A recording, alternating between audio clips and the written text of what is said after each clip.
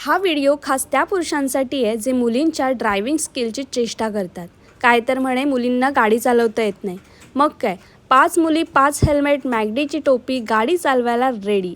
जत्रामधल्या भरत जाधवचा getup करून थोडी pose देऊन गाडीमध्ये सावकाश प्रवेश केला। गणित सोपं होतं, डावीकडे ब्रेक, उजवीकडे एक्सेलरेटर। तर मी निघाले 200च्या स्पीडने आणि फर्स्ट टर्नला ब्रेकच्या जागी स्पीड वाढून पहिला क्रमांक पटकावला।